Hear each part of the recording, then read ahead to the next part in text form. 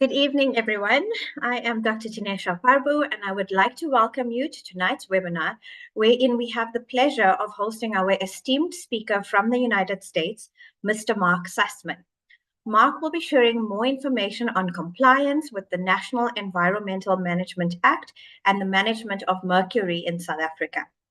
As the founder, president, and managing director of DRNA for over 20 years, Marc has shepherded the company from its inception as a direct supplier of waste management services to the dental profession in both the public and the private sectors. Marc is a graduate of George Washington University and New York University, and prior to founding DRNA, he was a partner in a boutique international consulting firm assisting mid-sized companies to expand globally. This experience has helped Marc develop Dental Recycling International and DRISA in South Africa as the leading provider of compliance solutions for South African dentists. Before I hand over to Marc, let us go over a few of the house rules. Please refrain from using the raised hand function, but type your comments and questions in the Q&A tab below. Kindly remember to please complete the evaluation after the webinar. Tonight's webinar is regarded as an information session only, and therefore no CPD points will be awarded. And for those who have trouble connecting to the webinar, please note that the session will be shared live on the SADA YouTube channel. All right, so without further ado, I'm going to hand over to Marc. Thanks, Anisha. Appreciate the opportunity and welcome all the attendees. Some of you we may have met at the SADA meeting in Pretoria. So again, hello. Others appreciate your joining us tonight on this informational session.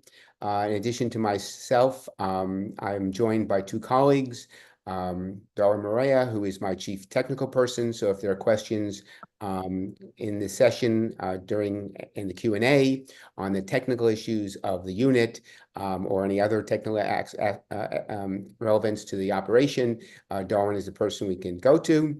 And I also have Renan here, who is our chief marketing person and has assisted us in the entire compliance section, which is another important aspect of this whole process. So without further ado, we'll start on the presentation. And again, once the presentation is done, really welcome your questions and answers, because that's one of the reasons we're here this evening. So to give you a little background, and this is an issue that we often get asked both in the United States, and to give you some idea, this whole issue started in Europe over 35 years ago, then spread to Canada, and then in the United States in regulation. Why do I have to do this? And as we'll explain, South Africa is a signature to the Minamata Convention, which is an international convention to reduce mercury in all phases in the environment. And obviously, amalgam is 50% mercury. So it wants to ensure that all amalgam, mostly what comes out of patients' mouths, is properly disposed of and no longer enters the environment. Darwin, next slide. So what are we going to do tonight, and what are our objectives of this webinar? The first is understanding the new DFFE regulations, what they are all about, identifying who needs to comply, steps to achieve compliance, introduction to our compliance program, and then special opportunities for members of SADA and those part of the SADA association. So again, to go back to the essence of this, the Minamata Convention, the whole purpose was to reduce mercury. Minamata was a city in Japan that had a horrible mercury spill many, many years ago. And the UN embarked on a treaty about a dozen years ago to address all aspects of mercury. Where dentistry comes involved is the use of amalgam. So the issue really, our business and the main issue of the new regulation is most of what we're dealing with comes out of patients' mouths. But part of the Minamata Convention and part of the regulations is also the placement of amalgam and the phase down of amalgam. That's not really an issue that we're involved in. For the purpose of tonight's webinar, it's really the environmental aspects of what we're doing. And that's really what this is all about. So the estimated amount of mercury from dental practice application in South Africa, and the potential environmental impact. So it's important to state early on that once you have a system, and we'll discuss a little later about the technology, the key is the disposal aspect, right? So if you take amalgam out of a dental office but don't properly dispose of it, you're not complying with the regulation. So we searched wide and found a very excellent partner in Athermal. You'll see that's on the slide. They are a top environmental disposal company located in Johannesburg, and they're actually where the amalgam separator units and the buckets with the larger pieces of amalgam will actually be processed in South Africa. And as we'll discuss on this presentation, there's a whole aspect of compliance, which we will discuss as well. So here's the guts of what we face here. As we discuss, and I'm sure there are questions like, oh, we always get these questions, and I've been doing this for over 25 years. Why do I have to do this? I just take out a little amalgam. It's not really a big issue. Why am I being forced to do that? We're not involved in that aspect of it. We're involved in providing a solution. Like I said, this is an issue that started in Europe over 35 years ago, spread to North America, and now is happening all around the rest of the world for signatures of the Minamata Convention, which South Africa is one. So as part of the signature to Minamata, the individual government must put in regulations to deal with various aspects of the convention. And one of the aspects of the convention involves dentistry and making sure that the amalgam, whether it's placed or mostly what's coming out of patients' mouths, is properly captured and disposed of so it does not end up in the wastewater. South Africa developed these regulations back in 23. They were finalized this year. And believe it or not, as of April 1st, 2024, that's only as we sit here tonight in the end of October, that's November, December, January, February, March 31st, and then they go into effect April 1st, where every office in South Africa, whether it be a private practitioner, whether it be a dental school, whether it be a public sector, has to install an amalgam separator for the small particles that go in the wastewater, and an amalgam container bucket, we call it, for the larger particles that normally we put in the red bags or the trash. And these two components ensure that the overwhelming majority of amalgam containing the mercury does not enter the environment in South Africa. There's a website you can go to, but all that information is there. So key requirements, that's really the guts of what this is about. So rather than read all this, and again, anyone who wants the presentation, I believe Asada has it for you, but you can easily email us, and we're more than glad to send you this presentation as well. But the guts of the regulation, and I always like to call it phase 1 and phase 2.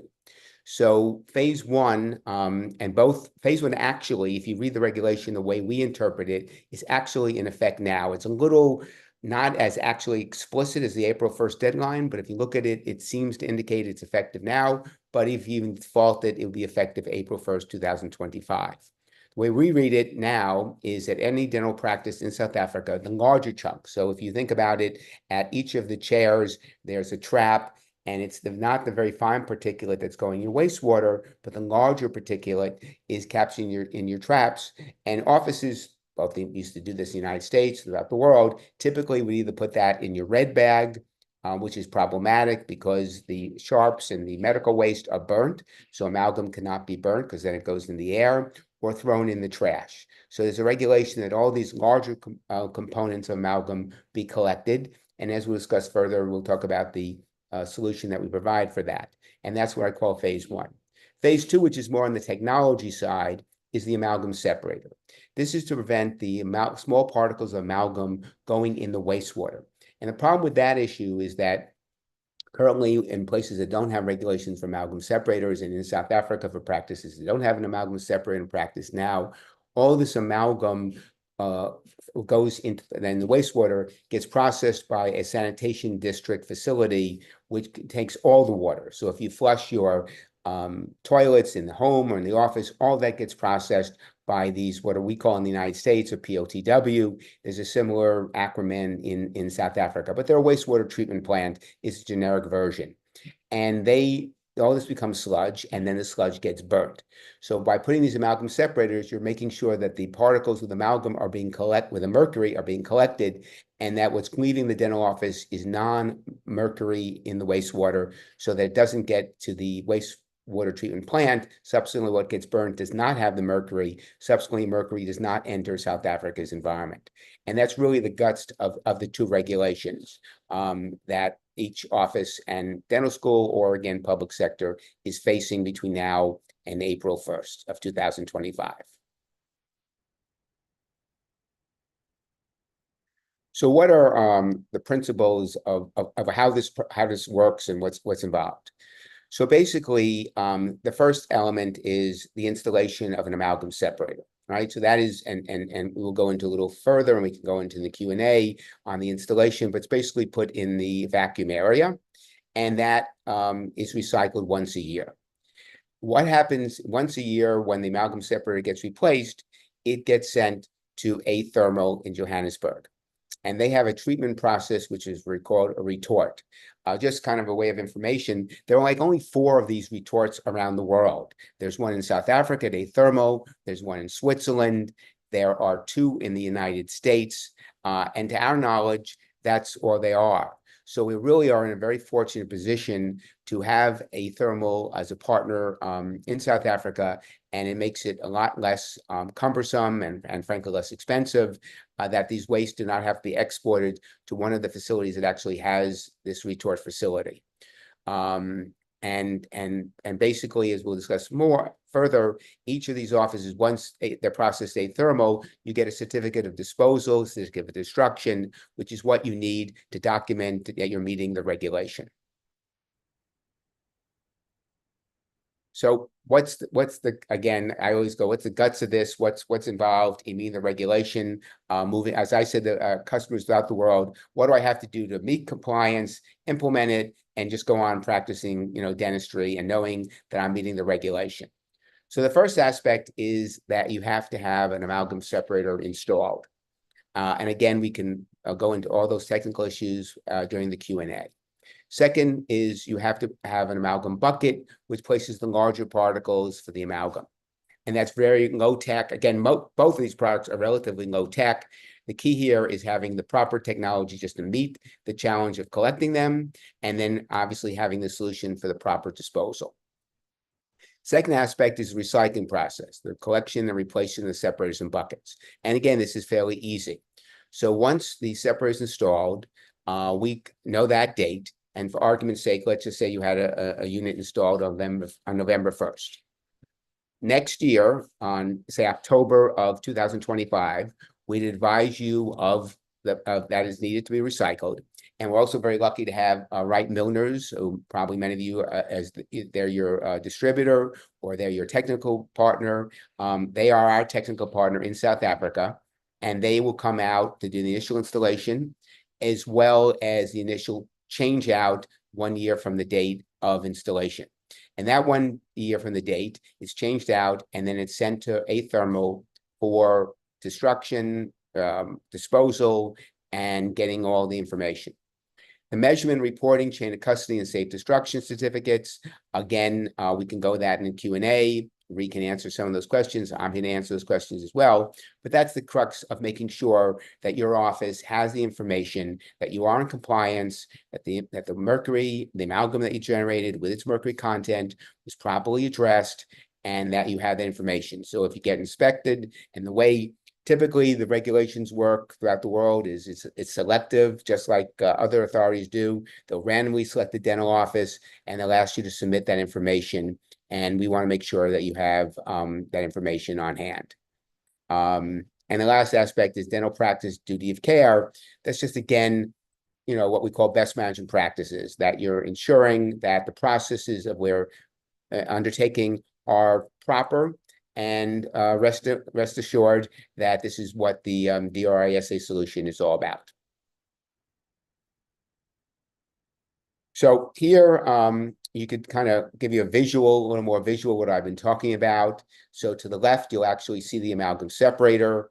That is called a BU unit. Unless you have a very large practice or it's a dental school, We have a larger unit called the BU1030, but this is 99% of the SADA members will require in their offices.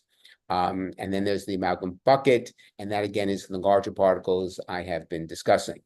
And in the bottom, you can actually see this is kind of a nice visual of the partnership. You have DRISA, you have SADA, which is our a partner in providing all this information and giving you the significant discounts. Wright Milners is our technical partner, and Athermal is our recycler.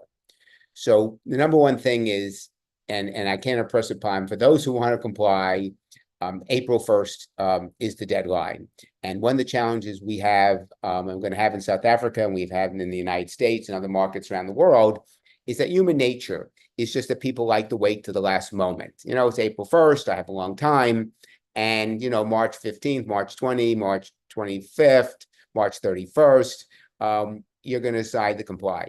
Unfortunately, it's just not possible to install all these units from a technical point of view for manpower on those dates. And we don't want to take any responsibility for people that come after. I mean, there will be people that do that. And again, that's at discretion of the individual practice owner. But we really, if you're going to do this, we urge you to think proactive so we can get this installed prior to the April 1st deadline. The proper disposal procedures, that's very easy. Once you're installed, 11 months from the time of the installation, you'll hear from us. Wright Milners will come out, change the amalgam separator, and be sent on for disposal to Athermal, and we'll provide you all the documentation and record keeping. The other aspect we like to advise our customers and our partners is training education requirements, because again, this is an issue of educating people. We see in the United States and other markets, and probably similar in South Africa, there's a change of staff in dental offices. And so there's a need to constantly let people know what is required, what's doing. We have a CE course that we are very pleased that's approved by the SADA, and we're offering at this time that course for free for those people that sign up for our program. Next slide, Darn. So let's talk about the program and the benefits. One of the things we're very excited about the partnership with SADA is that we're able to negotiate for SADA members that unit at no cost. And this is an important aspect of the entire program, because we've seen around the world, you know, obviously, what are the barriers to compliance? And I've been in the environmental business for 25 years. It's always an issue of cost. And we fully understand that this is viewed mostly by a large majority of our customers as simply a cost. It's great that you're doing stuff for the environment, but people, you know, have various different views of whether this is necessary or what it is for. We don't get involved in that. We're a solution to a regulatory requirement, and that's how we have approached this business for a long time. And at the end of the day, that's what it is. This is a requirement, and just like you're paying your taxes, and for those who want to comply, we want to be the solution, but we are well aware of the economics here, and we want to do it at the best economical cost. So the program with SADA, if you remember, involves basically a 25,000 Rand savings to comply with the DRISA solution. So the dentist signs up for the program. That program is fully explained on the SADA website. If anyone has questions, we could send you that link. And SADA has been great about sending out various emails to keep people, as part of this education training process, aware of both the timing and what's required. So once you sign up, that information is sent to Wright Milners. They'll be in contact with the dental office and explain their costs and the installation date and get that done. And again, we are seeing a very big uptake in interest and in people signing up, but we're well aware that that will be like a hockey stick towards February, March, and April. And again, I don't want to be repetitive, but for people who can be proactive, that's only going to help us scheduling those installations. The next aspect of it is 1 year from the date of installation. Wright Milner will change that unit, provide a completely new unit. That's all part of the contractual process, which I'll get to in a second. And we'll ship for recycling. The waste will be disposed by Athermal in Johannesburg, and you will receive the certificate from DRISA that it's done, and this is documentation. So the premise of all this is that, as you'll see when you go to the link, that as part of this savings of 25,000 Rand, we offer to get that and be part of this program, you have to sign up for either a 3 or 5 year service contract. So the only cost is the annual service contract for this whole process. Again, the initial 25,000 Rand savings for the equipment is part of being a SADA member. So here's some examples of installations that have been done in South Africa. And we're very excited the fact that they're up to date. There's not been one office. We've not had any technical point of it been prohibitive in actually doing this. We're very confident in our technical team, and we're very excited about the process. And you'll see that green canister, that's the amalgam separator. So to give a little more background, at the end of 1 year, that is taken out and a completely new one is put in. And then that one gets processed at a thermal for recycling. As we started earlier, phase 1 of the regulation requires the amalgam, larger particle amalgams, this kit, this poster, which we provide for any dental office that is interested. It tells all the things that should go in the kit and what doesn't go in the kit and where amalgams should be properly processed. For example, you don't want to put the amalgam in your red bags and your sharps. And to this day, I cannot tell you how many offices I visit on just a random basis as part of customer, because I'm always interested in seeing, although we have thousands and thousands of customers around the world, I'm always very interested in seeing what people do. And what we see is that people that are not up to date in some training, they continue to just don't understand that the amalgam containing the mercury should not be thrown in the red bags, in the trash. It's not that anyone's evil or bad. It's just that people just don't know better. And it's always a challenge to change behavior. So we're keen to provide all the educational tools to change that behavior. And this is an example of the amalgam bucket. This too is disposed of annually, and the new one is provided as part of the service contract. And again, as I said earlier, this is the benefits if you go up and sign the program. Remember, you want to do this by April 1st. The amalgam separator unit, it's valued for 1 to 7 chairs. It's is the BU10, which is a $20,000 Rand cost if you had to actually purchase that. The BU1030 for the larger practices would be a 30,000 Rand cost if you had to do that. The amalgam bucket is 5,000 Rand annually, and as a SADA member, you get the first year free. So you're looking at most 99% of offices are going to save 25,000 Rand, and the larger practices, it's 35,000 Rand. So this is part of our commitment. We look to a long-term presence in South Africa. We are very committed to the market. We're putting out a resource in it, and we're very excited about the initial response that we're getting from you and your colleagues and the public sector as well throughout your country. Terms of agreement, we often questions, that sounds a great deal. Is there something I'm missing here? And no, it's just based on people signing the contract and being part of it. So you go online, you'll go to the SADA link, you'll determine whether you want 3 or 5 years. Obviously, it's just basically the difference is that the cost savings continue. So if you're thinking about being in practice for a long time and you want to fight the issue of inflation, you'll select the 5 years. If you want to say, well, I'm not sure how long I'll practice, or I want to see how all this works, you're welcome to sign the 3 years. Then after you sign the contract, right, Milners will immediately contact your office, and they'll work with you to do the installation, and they'll give you all the pricing of what they do. And then they'll be involved in, we'll be involved in the billing. 1 year later, you'll get an invoice from us, and you can pay by credit card online or EFT, however you like. We try to make it simple for the contract. Right. So my goal here is to basically talk about what we're doing, talk about the problem, talking about how things are, moving on, and the regulations.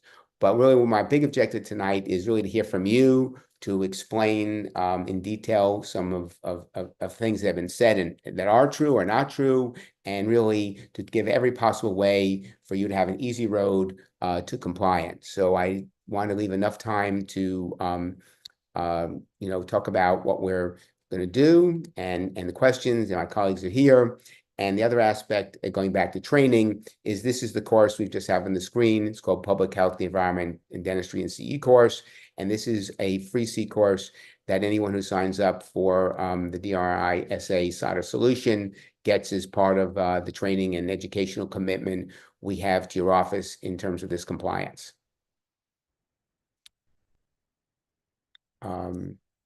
Again, the regulations are April 1st, and this is again, this will be on the website and the link, but this is basically what the program is. I think that is probably in terms of the formal presentation, and now I guess the importance is we look forward to hearing from you.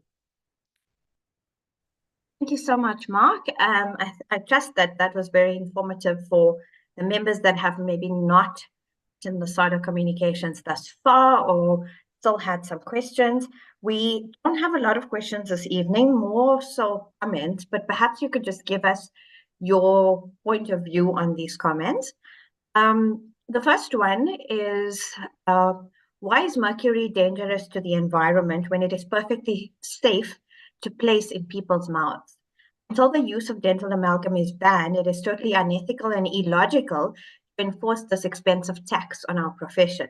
Our gold industry places more mercury into our environment daily than the dental industry worldwide does in 100 years. Yeah, I mean, we often get this question. I mean, I preface it by, we're not involved in the regulation. We're not advocates of the regulation. We're not defend it or oppose it. Again, it's you got to think of like any other aspect of your life or your business. When you have to do something, we're here to provide a solution. But I often get this, we don't even go near that issue about safety. The amalgam, you're absolutely correct, has been a great, product for a long time, and is very durable and it's very economical. And so that's on the placement of it. The issue is that when you take amalgam out of a patient's mouths and enters the wastewater, the problem is that these wastewater facilities can't filter it out, right? If they could economically, then there'd be no regulation, they would just do that.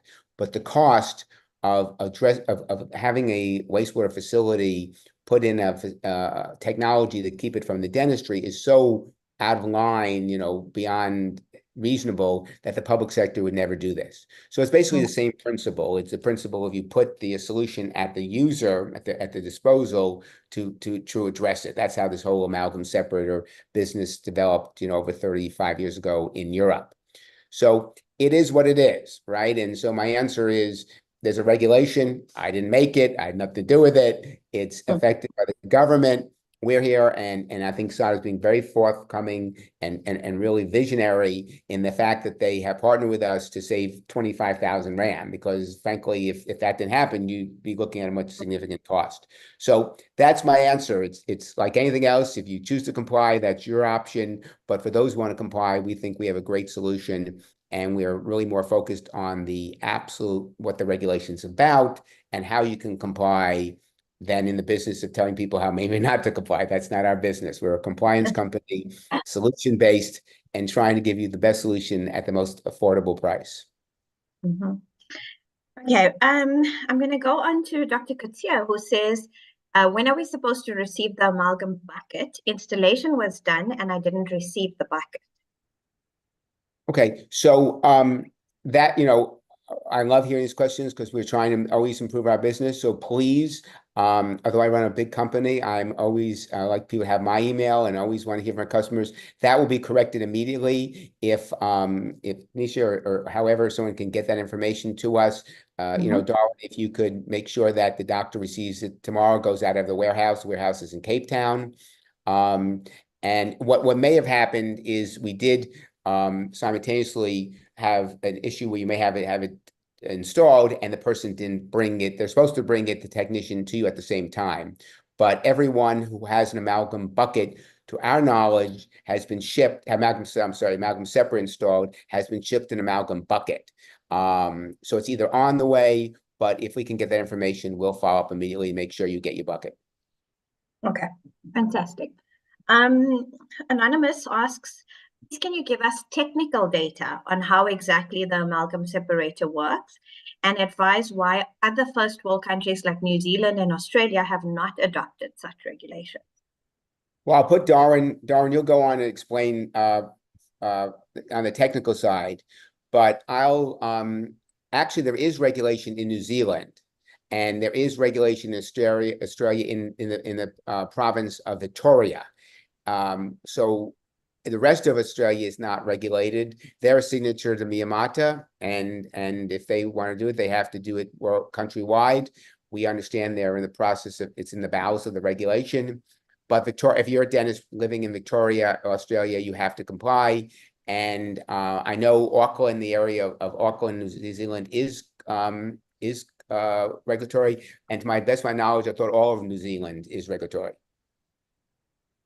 And now, Darren, you may want to take the question on the Yeah, as far as technical data on how the separator works, mostly through sedimentation and filtration. So basically the green canister that you see there, the BU10 standard unit that most dental offices will need, it collects all the wastewater that's generated from the chairs throughout the day in that canister. So it separates it in essence from going through your vacuum system like it normally would. The water collects in that canister, settles overnight for 8 to 12 hours, and then our unit has a pump and a pump add-on, which basically filters out the wastewater in that canister and it drains it out, puts it out into your, your existing sewer lines. So all that green canister is collecting is the amalgam and the sediment, and that process happens every day, 365 days until you're due for your next replacement unit. By that time, there will be enough sediment inside of there to go ahead and process that waste once it goes back to athermal. So that's pretty much how the technology in essence works: sedimentation and filtration in simple terms. Thank you, Darwin. Yep. Our next one comes from Satina. At some point, I thought amalgam was phased out due to its toxicity. Is it still being used? Well, I think, yeah, it's quite clear that it is still being used, most likely more in the public sector than the private sector. But yeah, Mark, I'll let you weigh in on that.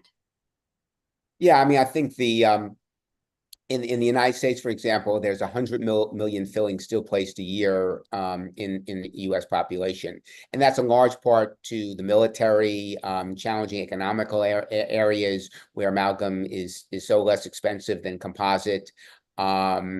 And you're right. I mean, there's part of this the whole debate really is part of this Miyamata Treaty is the phase down of amalgam. That's again not what we get involved in. But the challenge is, again, it's cost. If you speak to dentists, amalgam is a great property. It's well used. It's lasts a long time. It's very economical. But for lots of reasons, and you're, better than I do as a physician, that composites have other value, and your patients, choose them. So there is no regulation other than maybe countries, the Scandinavian countries, maybe Germany. I know the EU have some regulation that may go into effect next year, which will ban amalgam. But other than that, in Europe, there's no, to my knowledge, any place where amalgam is being outlawed. It's encouraged to be phased down in the treaty. But what we're focusing on is specific aspects of the treaty that do require the signatories to put in place regulation, require the separators and the larger containers to see that the amalgam, mercury, what we call mercury bearing amalgam, basically the mercury content of the amalgam does not get in the environment. And that is what these regulations in South Africa are all about. Okay. And also perhaps just to add to that, a part of the regulations state that the associations or even individual practitioners would have to develop a national phase down plan that they need to submit within 1 year after the regulations actually come into effect. So SADA will be doing that on behalf of our members, but individual practitioners are also welcome to do that if they want to obviously submit that to the DFFE. The next one is, it's a valid question. Can a practice decide not to take out amalgam anymore? Yeah, I mean, I think if you can absolutely demonstrate that you're never taking any placing amalgam, then in theory, you don't have to, do this. And again, I don't really want to comment on the authority on what's required, right? That's you're better off asking the government, to do that. But as we interpret the regulation, it involves obviously from just a obvious thing, they want to make sure the amalgam is being recycled, is being properly disposed of. So if you're not taking any amalgam, the answer is, why would I need this? But that's kind of a tricky thing because, what about, a patient comes in and they had something and they had a crown or something like that. And, are you going to deny them service? Obviously, no. So it's a question of, it's just, in essence, you're just paying for the disposal cost. You're not having the equipment cost here. So you'd have to weigh the disposal cost versus, not being able to take care of a patient that had amalgam in their mouth. Yeah, and this refers obviously to patients with placing or removing amalgam restorations, but also extracting teeth that contain amalgam restorations. Correct. Absolutely. Absolutely. Okay. The next anonymous again asks, have any universities or government clinics or hospitals installed amalgam separators in South Africa? So that's really interesting. We are in discussions with a major university. I think it would probably be, politically correct not to dispose of it in confidentiality. I believe a gentleman from the university is on. So if he wanted to discuss that was their option. But we have tremendous support for one of the largest universities in South Africa, who will be a leader, I think, in Africa on this issue. And, we hope to have that done by the end of the year and, might have a press release at the end of the year or early in the new year. But I hate to get ahead of my skis, do that. But I can just tell you that the dean of that school is one of the most forward-thinking professionals I have met in doing this for 25 years. And I think he takes the lead that, again, do they want to spend the money? Absolutely, probably not, given all the things they have to do, but it's a regulation. And I think he's a little more forward. It's the right thing to do, an example. And again, they're saving a significant cost because, as you can imagine, it's a very large facility. But we're very thrilled to be able to save them that cost and have them as a future customer. Okay, fantastic. Hopefully that person will reveal themselves this evening. Anonymous asks, what are the implications of not complying? I don't know if you're in a position to answer this. I think you're just best off. I mean, the regulation's pretty specific. I think obviously you're in violation of this act. You're better off. I mean, it's a tricky position. Do you want to call the government and say, "Oh, I know you put in this regulation. What about if I don't comply? How much is it is?" I'm sure that information is online someplace. I try not to be in any way, forceful in terms of and I take the position that we're here as a solution. So I'm not here to say, well, if you don't do this, you're going to get fined and all this other stuff. It's really the same issue as I always like to think the best issue, your taxes. I choose to pay my taxes every year because I think it's the right thing. I don't really want to not sleep at night. And it's just not worth it. It's how you conduct it. So it's not a lot of cost here. And I think the fines are significant. I think that's really what I don't think the government plans, if it's like other governments, to have, people out constantly visiting dental offices. But I think they want to make it enough onerous, the regulation, that for the few who don't do it, they fine them, it gets publicity, and then others say, boy, I don't want this to happen to them. So again, what I like people to take away tonight is we're a solution to a compliance. You have to come to position that I want to comply. Then you want us, the DRISA side of solution. If you decide not to comply, then you're not at that next step. But I believe most people who are on tonight are looking to comply. Okay. In terms of dates, Anonymous asks, are these regulation proposals or are they signed into law as of today, 22nd October? If not law yet, how do we know that it will ever be signed into law? They are as far as we know, they are an absolute firm date. And I think you confirm that as well.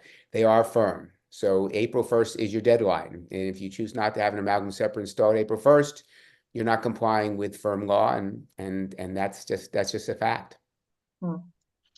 Anonymous asks, what will be the cost from Molners to replace the separators annually? There is no cost. I believe they're coming in, they're just doing a service call. So there is no cost for that. Okay. Another anonymous attendee comments that they did not receive a bucket. You could get in touch with myself or Mark directly. Let me know, and I'll pass the message on, and then we can get you sorted with the bucket. Yeah, because as far as we know, we have a shipping list, and maybe in the shipping, because we have a list of all the people who have installed. Now, the only thing I'd add to that are those people who have installed. You may have signed up and you're waiting to get the installation, and you won't get the bucket before the installation. In this case, they'll bring out the bucket. But for everyone that has an installed amalgam separator, we have a list, and everyone has been shipped the bucket. So if anyone's been missed, please let us know. We'll get that out to you right away. Okay. Are there any other companies in South Africa or the world that offer amalgam separators and recycling? Look, from a South African perspective, I can speak, and SOTA has done the research. There are other traders in the market that are offering amalgam separators, but not the recycling portion of it. So just basically purchase an installation of the separator, and then recycling, the practitioner would have to be responsible for themselves. And that's a great question, because at the end of the day, we're offering a compliance solution, right? This is not, none of this technology is important. And there will be people who come out and do that, but that's not really what you're looking for. You're looking for a compliance solution. So at the end of the day, it's a documentation. If you think about it, and people will unquestionably be asked to provide random, whether it's 2% or 3% or 10% of the dental practitioners in South Africa, you will be able to provide documentation that you properly disposal. And we believe DRISA is the only solution on the market that can provide you with that documentation. Okay. Dr. Kisoon asks, what is the cost of the contract? Why is the period of the contract for a considerable period of time 3 years and 5 years? Why can it not be an annual contract? Are your contracts transferable should a practice be sold? And can the contract be terminated prematurely if a practitioner decides to retire, close down a practice?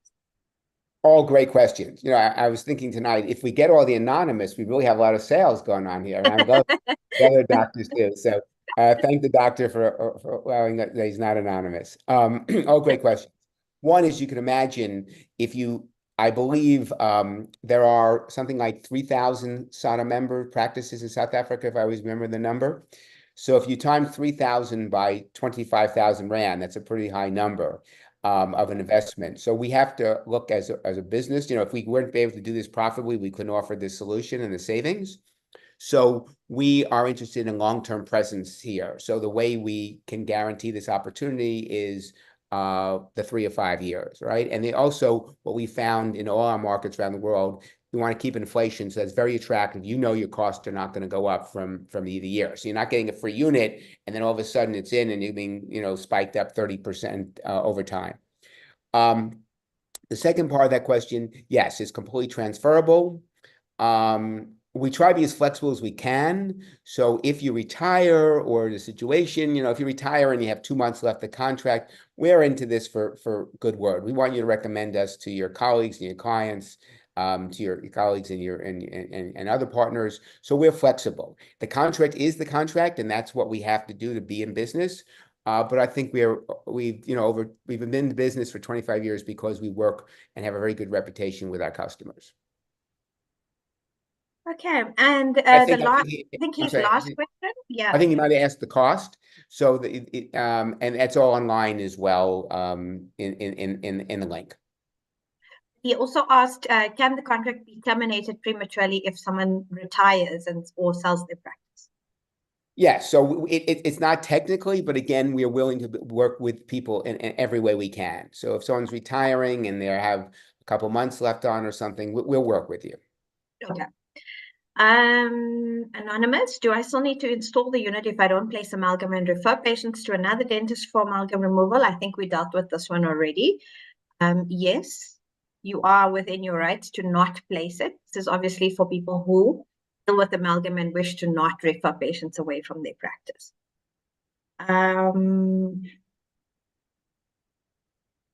Why would you require the chairside amalgam kit if your practice does not place amalgam restorations, and if no extractions are performed, would the BU10 unit not surface? Yeah, I mean, if you believe that you're not taking out any larger particles at all and can justify that, that's absolutely your decision, right? And you would tell us, well, I don't think I need that, but that's a rarity. So we basically create a solution for the overwhelming majority, and then if there are exceptions, we work within them.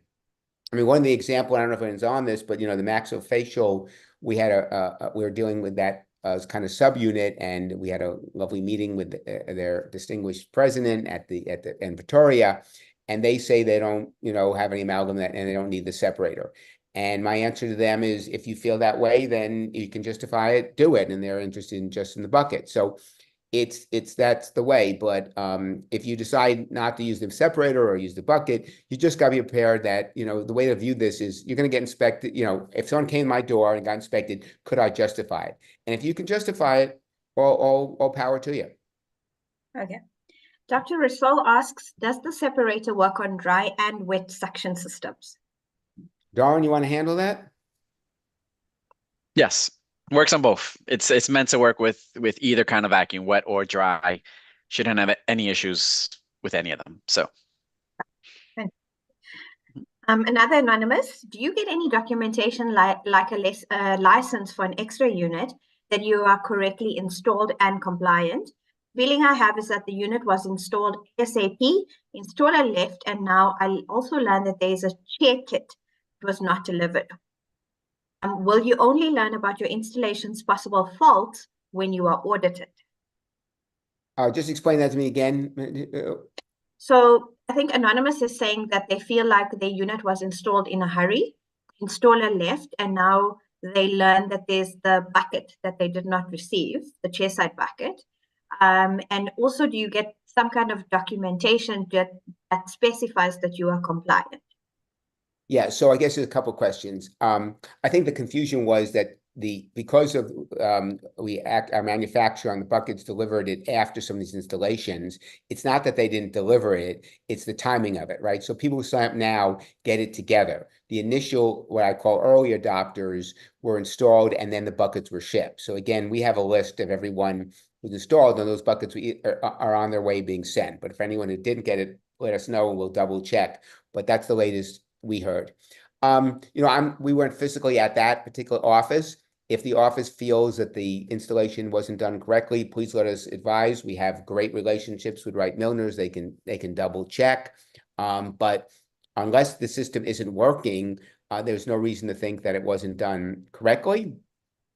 And to the last point, yes, we're just finishing, and this is a re-question. Renan, if you could just maybe comment, we're doing the we're doing is really, in addition to the crux of it is the documentation when you proper disposal, but we're also giving people, I think around effective around November 1st, we'll have a document that it was properly, that they actually installed it, correct?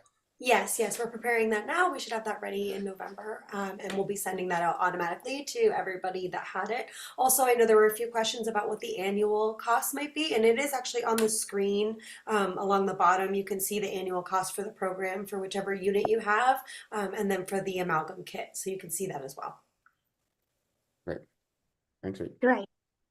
Another anonymous, is it necessary to it's have anonymous? There's a lot of questions. I love it. Our members are very shy, clearly. Right. Is it necessary to have a bucket for each surgery in a two-man practice? Also, do you give a certificate for each individual in a practice who practice independently of each other but share a common suction motor? Yeah, so you only need one bucket for the practice, right? So they could share that practice. And if they're using one suction but the two practices, we give a certificate for each of the practice. Even though it's just one unit, though. Yeah, so I think if I understand you correctly, let's say Dr. Smith and James Dr. Smith and James share a practice where they have one amalgam separator. They're sharing the cost. It's being recycled. Dr. Smith and James will each get certificate of installation, and they'll get a certificate of proper disposal at no extra cost. Okay, fantastic. They would just have to, they would have to have the contract. The contract would have to have both names on it, so we know. Okay, perfect. So when they make an inquiry or fill out the online inquiry form, would then need to specify that they are going to be sharing the one unit because it would be helpful if they could, because if we don't know that, then one doctor would get it, which might be, they can internally do something that shows they do it. But if they're interested in us giving the documentation, it's best they state that they're doing it. Okay. And so the person asks as a follow-up, would that then reduce the annual cost? Essentially, yes, because they're going to be sharing the cost between the two of them. Right? Absolutely. Absolutely. Okay. Dr. Rob says, Milner's installed, but since my consult rooms are not in line, they said I needed one for each room. This doubles the cost. Is there a workaround? I mean, Darwin, you want to handle that? I mean, you don't need, it's one for one office, but Darwin, want to address that? Yeah, it's if from what you're explaining or what you're asking in your question, I guess the more important part is how many vacuums do you have? Because if you have multiple vacuums in your office, these systems are designed to fit prior to the vacuum. So that's the only thing I could think of just by reading your question is you have multiple vacuums in your office. If there's a way that Wright Milners can possibly tie, again, every office is different, what's the reason you have multiple vacuums? Is it because it's the chairs are too far apart, so they need their own dedicated vacuum? Then in that case, you will need, as long as both chairs are, seeing amalgam patients with amalgam, then you'll probably need, two separate amalgam separators. I don't know, if it's a lot of chairs that we're talking about, maybe Wright Milners can try to work with you to fix the lines where they all lead into one vacuum. That's something you would have to discuss with Wright Milners. That seems like it's more, it's on a case-by-case basis. Or I'm just me thinking out loud, maybe the option for you would be, if you have multiple vacuums in your office, maybe you dedicate one vacuum, the chairs that are associated to one vacuum that you connect the amalgam separator to handling all kinds of amalgam waste. That could also maybe an option for you as well. But if both vacuums are, seeing patients with amalgam and doing work with them and taking out amalgams, then unfortunately, I think you're probably going to have to get two amalgam separators, one for each vacuum, or if you have more than one vacuum. So. Okay. But hopefully, I think Dr. Rob, if she has any additional questions, she can maybe reach out to you, Mark, directly, or to me as well. And then I can always just refer the question. Dr. Schultz says, do we need a site inspection to determine what separator is needed? I'm sorry? Do we need a site inspection? Oh, no. No, it's our people have at Wright. So what happens is once you sign up, you'll hear from the people at Wright Milners, and they'll probably ask maybe some pictures stuff, but they're very thorough. They'll go over with you to make it as least difficult, make it as least easy, process, seamless process as possible for the installation. So it's not, no need to come out, waste, take time. It's just, it's a pretty seamless process. Say in the Dr. Rob's instance where, she was told that she actually needed one for each room.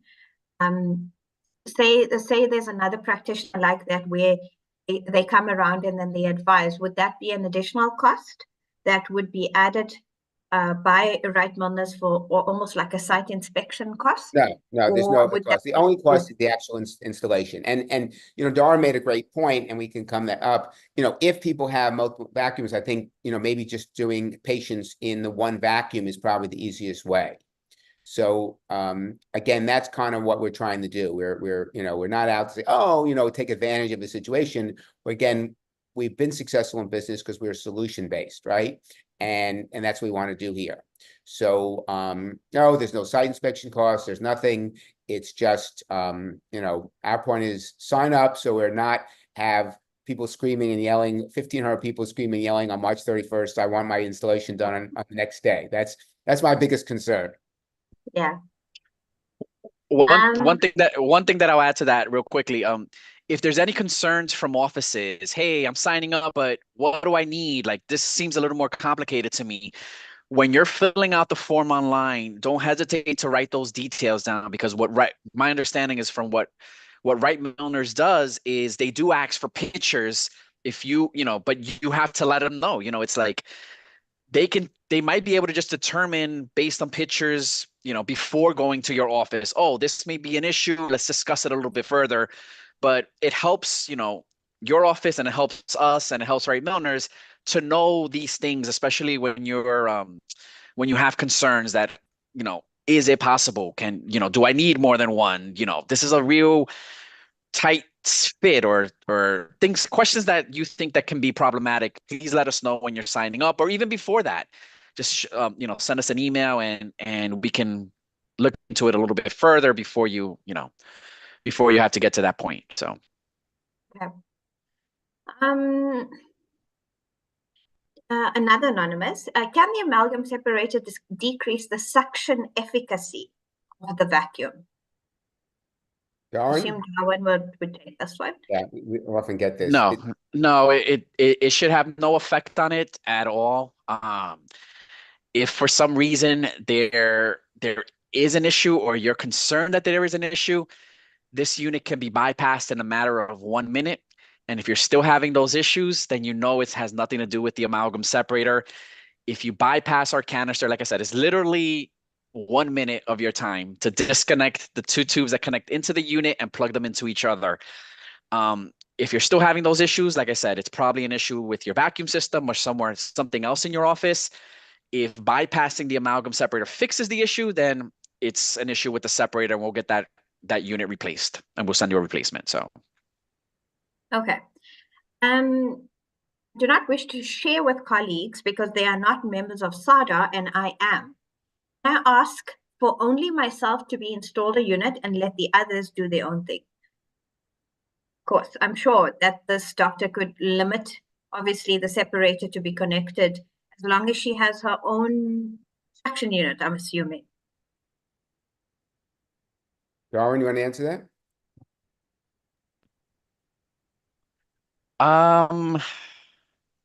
Where is my video? So based on the question, I'm a little bit confused about the question. So is the doctor saying that there's multiple doctors at one location, there's only one vacuum that services that one location, but I'm guessing these are partners, or are they separate practices? So it sounds like they're sharing premises, and they're sharing obviously a suction unit as well. Are they the same business? I'm guessing they're independent businesses, so maybe they have a room. Again, it's kind of what Mark was saying. It's if whoever signs the contract, that's going to be the company and the person that gets the waste receipt or their certificates and such. So, in a it's a tough question to answer per se, but if it's what I think it is what the doctor's saying, that they have one vacuum, maybe they have 4 different treatment rooms, and each treatment room is its own separate company, then I think the way so what happened is that if the others didn't pay for the others, right? If she's asking us if I put the separator in, but they're not willing to do that or something, well, she's in compliance, right? Yeah, So the certificate would be under the doctor that's, that right. signs the contract, right? Right. So it's a tricky question because are the others benefiting because the separator is not there? So That's exactly my better benefit is to say, let's share it 4 ways, which even makes a reasonable cost even less. I think that's probably a better Right. way. We have to do this. I'm gonna do it. You're getting the benefit and work out a business arrangement. They would have to be SADA members for that to work. So the So others tell them to join SADA. That's the easiest thing to do. That's the Become a thing. SADA member. That's the end of the solution. Would the annual cost be reduced should you not require the chairside kit? Yes, right. So I think Renan pointed out that and it's again on the website, there are 2 separate costs. So there's one cost for separator and one cost for the bucket. All right. Anonymous. Okay. Why is Milner's the only company doing the installation? So it's an interesting question. We have to absolutely secure that we have the best technology, the best people do it, and the resources to do that. Because we want to give critical to our customers. So that's what we offered. If a member says, "Listen, I have my own person, I do it," we're open to do that. The problem is that we have trained the Milner's people. Right. So if you take someone who's not trained by us, we can't have that confidence. So it's kind of like, then you're going to come back to us and say the system doesn't work. We don't know who your technician is. We have no background in them, so we think it's a lot safer. Their price is very competitive.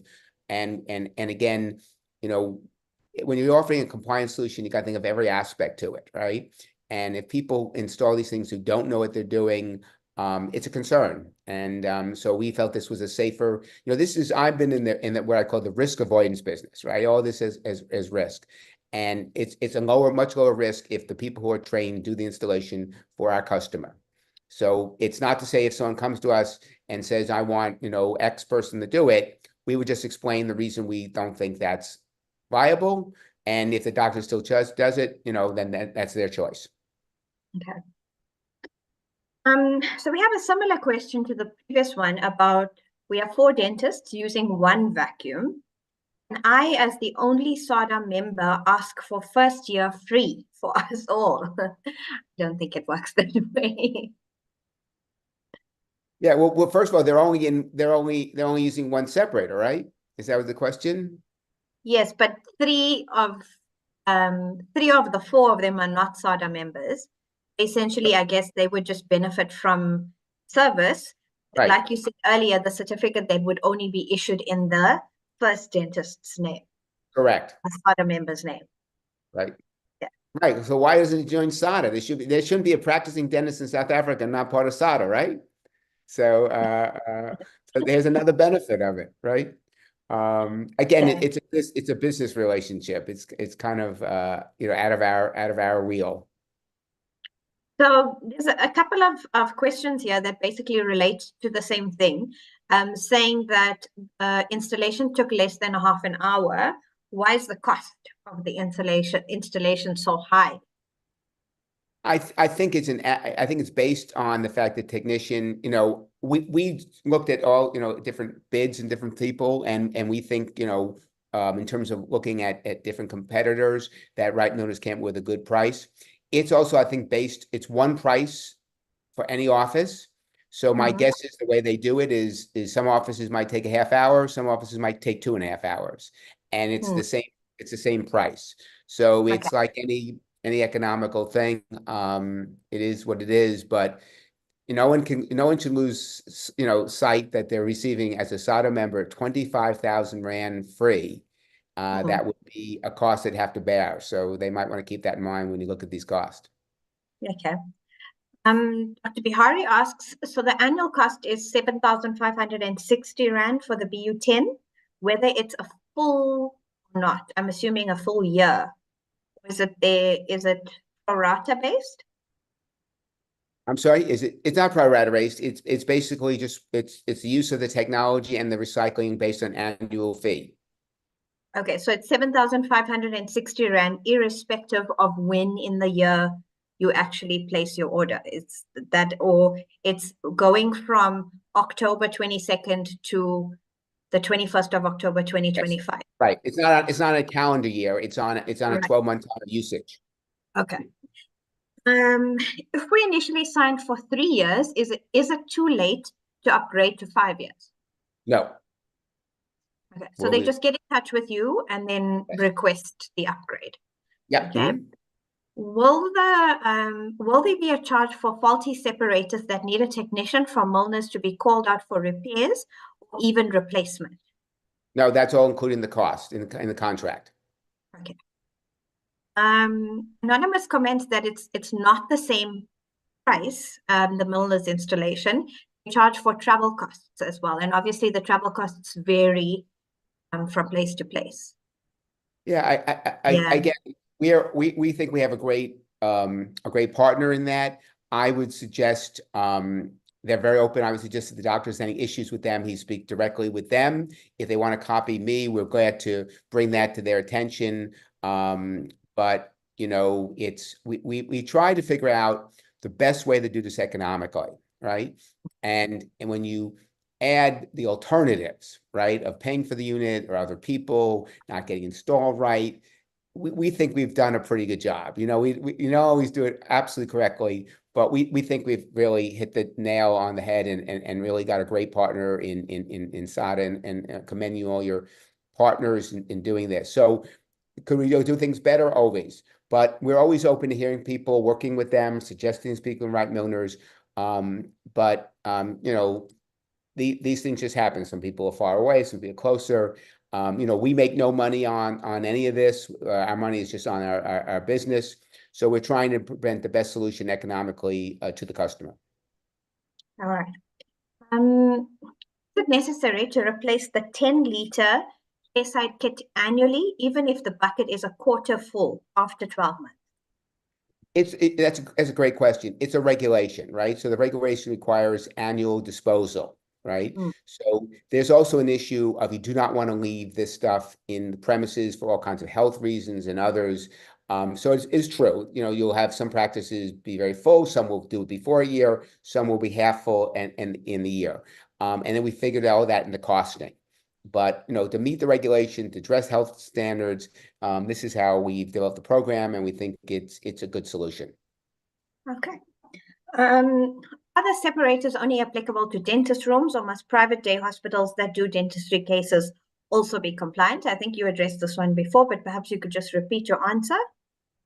Yeah, anyone, public or private, who is taking out amalgam needs to comply with the regulation. Okay.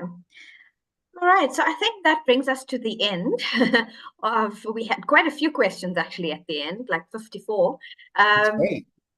Perhaps if you just want to reiterate with your email address so that those doctors like Dr. Rob and the few anonymous ones who haven't received the bucket or were just unsure and had a few questions, if you could possibly just reiterate with your email address and how the best way to get in touch with you, etc.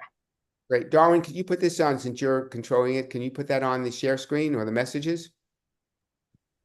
Which part? I'm sorry. I just put my email address and maybe yeah, I'll put it in. And put our website and also Ree's email address as well, and yours. All right. Yep. Sounds good. Yeah, and we urge people to contact us, ask questions. And again, you know, we fully understand, you know, human behavior on this. But the last thing I'll leave, even if you know, one of the options is difficult is, you know, if you're wanting to comply, and again, I know it's October, but time goes quick, and we will be getting, you know, a bunch of other emails out to from SADA to remind you. But, you know, we want you to save on that those savings. So please let's hear from you. We really welcome working with you. And also, Mark, out of interest, what is the average turnaround time from the time that someone actually puts in the inquiry form and the time that Milner's gets in touch with them to provide the photos, etc.? But it's literally the same day. So what happens is literally you sign the contract, that goes to us, it goes directly to Milner's. A person named Leanne who heads their technical thing will be in touch with you probably that day, depending on the day you get in, or literally the next day. Hopefully the photos take a couple of days. And we're trying to get this done, within 10 days or 2 weeks. But that's that's our biggest concern. In terms of that tough period, let's say February, March, when you have, 1,000, 1,500 people who haven't done it, want it installed, that becomes crunch time. So we'd like to pace it out if possible. Okay, great. And then is there an average time in terms of installation? Or, I In mean, terms of what time is, it takes to do, yeah. what the time the tech gets there, I think. No, not that, but from the time that you are contacted by Milner's versus the time that the tech actually comes to your practice. They tried it in 10 days, I think would be a fair 10 days to 2 weeks. I mean, if the doctor, it could be if it's close, maybe it's in Cape Town, Durban, or Joburg, and the doctor says, yeah, come to my office in 2 days, they probably can do it. So I think that the thing that we're doing here is, remember, they or any business installer is working within the normal framework of servicing dentist. So now you have this other aspect of the service aspect, right? And it adds to it. And when you get a large number of people in a short time frame, and we've gone through it. We went through it in the United States, went through other markets. It's just what it is. So, we keep on hammering. Let us know early on. Be patient, but the longer you wait, the less, it's just the nature of it. When you have that demand rise, it may go from 10 days to 2 weeks, 3 weeks, depending on the amount of people.